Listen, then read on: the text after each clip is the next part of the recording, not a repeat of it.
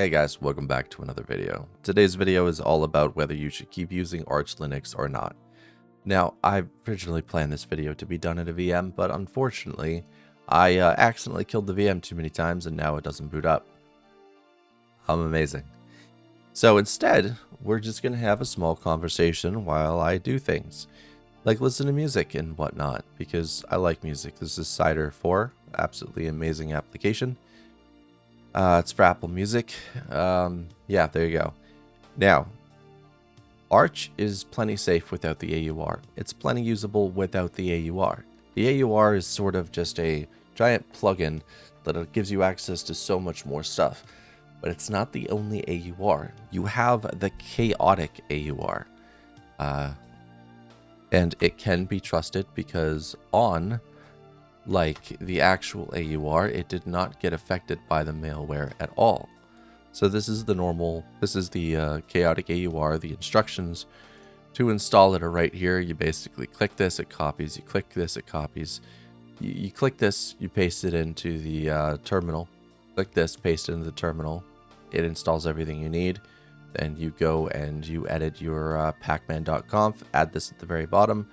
Then do sudo pacman-syu, and that's it. You're done. You have the chaotic AUR in your hands. It can be used with Yay. It can be used with Paru, and it's a lot more safe because they vet the packages that go within. I've never had issues with the chaotic AUR. It's always been a perfect little scrumptious way to get packages, even in the old days, and they have tons of mirrors. You can even go in here and you can search it. Right, and it shows you the GitHubs of every repository that the package comes from. And again, they have their own GitHub where they vet these packages, which is nice. So it's one of those things where you can trust. And look at this. This is the source. This is where it comes from. You can click this and you can see exactly what comes inside. This is why the chaotic AUR is years ahead of the normal AUR. Not only that, the performance can get a little iffy sometimes, but it will always catch back up. But it's better to be safe than to have all your information stolen. Right? Right? I know you agree. I'm going to just put this down to its bare minimum, and I'm going to basically just do a thing where I don't feel any music at all, and I'm going to just hit shuffle. You ever do that? We use this hit shuffle and you do it, you just hope for the best. Yeah, so apparently I got Trivium. Not complaining.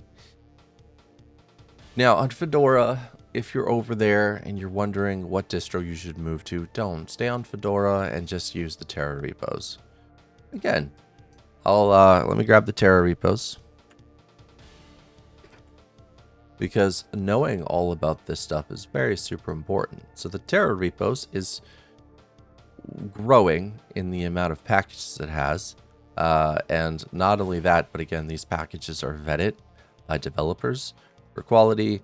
They're modern, everything's transparent, easy to use, everything is secure, so you never have to worry about a malware intrusion because they do all the work themselves. They port everything over themselves, and that makes them so good. They're also working with Nebora to make sure that Nebora gets a little bit lighter during install, where the Terra repos are now included. And I find that's absolutely fantastic. And you can, of course, go in and become a contributor.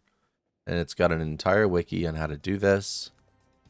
As you can see, you can do TNF and you can do, DNF install and Terra mock configs, cargo install ANDA and so on, writing sources and packages and projects. It's all there. These use .specs, by the way, which are like PKG builds, but much different. They're not as clean and straightforward, but you don't have to worry about that. Now, with Debian users, you guys have .debs. Even Fedora has .rpms, making the AUR mostly useless. The things you can't get, you can grab in the Terra repo. RPM Fusion has a lot of media codecs and drivers and stuff. So, there's lots of alternatives, but should you leave Arch Linux because of what happened? No, stand by the distro that you've used for so long. I get bored, so I hop around a lot. That's my fault, you know? But I'm going to be completely honest. 99% of you weren't affected. I've not heard any horror stories. I've not seen any. No one's come out and be like, yeah, all my accounts are compromised. No, most of you didn't install the 2,200 packages. Okay, not even, I mean, you might have one, you might have two, but you're not going to have 5 or 6 or 7 or 100. Even all of them. They're gone now, by the way. And the AUR is more safe. I've noticed a lot of changes with Yay. It shows the last time I believe it was updated, which is nice to know. It shows when it's orphaned. Don't ever install orphaned packages. The AUR is not necessary to exist within Arch Linux. It's not. You can learn to compile stuff. It's easy. You want something, request it to be put on the chaotic AUR. Use the chaotic AUR. It's beautiful. There's also the CachyOS repos. Once again, I will go grab those for you and show you that. CachyOS repo. I gotta get to the right page. Is this it? Yes, it is. So there's a script that allows you to just add the CachyOS repos, which is awesome because they have optimized packages in there for you. And of course, if you need to, you could totally add them in yourself at the very bottom, not have it update your entire system, and do whatever you need to do.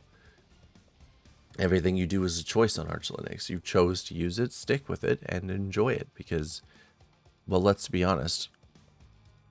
Where else are you going to go? You're so used to typing sudo pacman that using any other command is going to drive you a bit nutty. It's going to take months to adapt to something. You may think it's going to take weeks or even days, but it took me, gosh, 20 years to fully adapt out of using the AUR, to fully become self-reliant. I could pull down any package, compile it, and be ready to go and enjoy myself.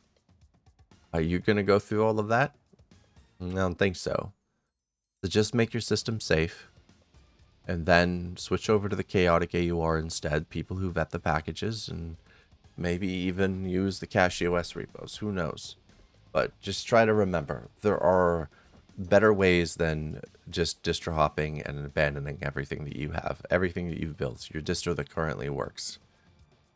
So no, it's not worth abandoning Arch Linux for another distro. You can, if you're really that dedicated, but it's not going to be worth it. Not by a long shot. You've built a home. Don't abandon it now.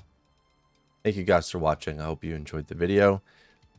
If you have left Arch because of this, tell me why, okay? And tell me what you need from the AUR that it's so, you know, a part of you that you can't let go. Because that used to be me. So I understand where you're coming from. Bye, everybody.